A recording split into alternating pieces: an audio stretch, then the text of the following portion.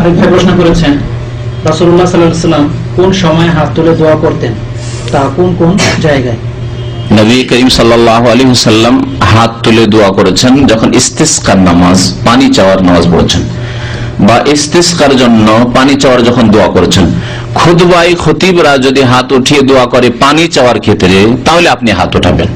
আর এমনি হাত উঠিয়ে দোয়া করা, যেমন আমাদের দেশে এই প্রশ্ন এই জন্য হয়েছে যে আমাদের দেশে প্রচলিত আসল হাত ওঠা হচ্ছে ফরজ নামাজের পরে, তাই না? আসল জানার বিষয় হচ্ছে আপনাদের এটি, উদ্দেশ্য হচ্ছে এটি। ফরজ নামাজের পরে নবী সাল্লাল্লাহু আলাইহি ওয়াসাল্লাম কখনো হাত উঠিয়ে দোয়া করেননি। না কোনো সহিহ হাদিস আছে, না জয়ীফ হাদিস আছে সম্মিলিত দোয়ার। জয়ীফ হাদিস আছে একার, তার মানে সাব্যস্ত নাই। আর এইভাবে যে ইমাম দোয়া করেছেন আর মুক্তাদিরা আমিন আমিন বলছেন, এইভাবে নবী করিম সাল্লাল্লাহু আলাইহি ওয়াসাল্লাম ফরজ নেওয়ার পরে জিন্দেগিতে একদিনও দোয়া করেননি। অথচ নবী সাল্লাল্লাহু আলাইহি ওয়াসাল্লাম কতদিন নামাজ পড়েছেন গত সপ্তাহে মানে বলছিলাম, হ্যাঁ কতদিন নামাজ পড়েছেন ফরজ নামাজ হওয়ার পর? 13 বছর। 3 বছর মক্কায় আর 10 বছর মদিনা। দীর্ঘ 13 বছরকে আপনি 360-এ নিয়ে আসেন, 360 কে আবার 5 দিয়ে গুণ দেন, মানে প্রত্যেক দিনে 5 ওয়াক্ত নামাজ। তাহলে এতগুলি নামাজ পড়লেন রাসূলুল্লাহ, ফরজ নামাজ কোনদিন ফরজ নামাজের পরে সম্মিলিত মোনাজাত, যে প্রচলিত মোনাজাত করেননি। আর এই বিষয়টি অনেক আলেমরা হানাফি হলেও তারা বুঝতে পেরেছে, যার ফলে হাটহাজারিতে মোনাজাত উঠে গেছে।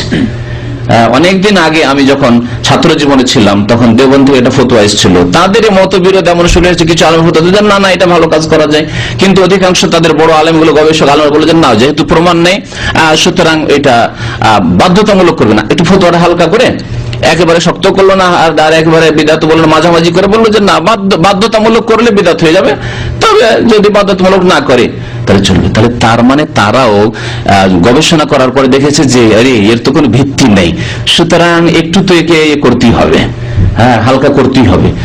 তো বোঝা গেছে, আশা করি বুঝতে পেরেছেন। এইরকম বহু মাদ্রাসায় বা বহু ভালো প্রতিষ্ঠানে মযহাবের মুকাল্লিদ তারা হইলেও তারা এই দুয়া ধীরে ধীরে ছেড়ে দিয়েছে। অনেক জায়গায় চাপের মুখে হয়তো ছাড়তে পারছে না, কিন্তু সেই আলেমদেরকে যদি জিজ্ঞাসা, আল্লাহকে সাক্ষী রেখে বলো তো যে দোয়া করছে, এর দলিল তোমার কাছে আছে?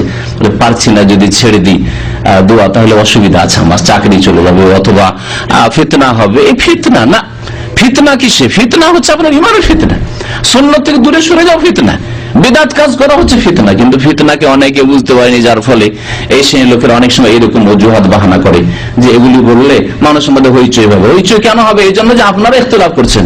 আলেম সমাজ যদি একমত হয়ে বলে যে না এগুলি সব বিদআত, তাহলে ঝামেলা সব হয়ে যাবে।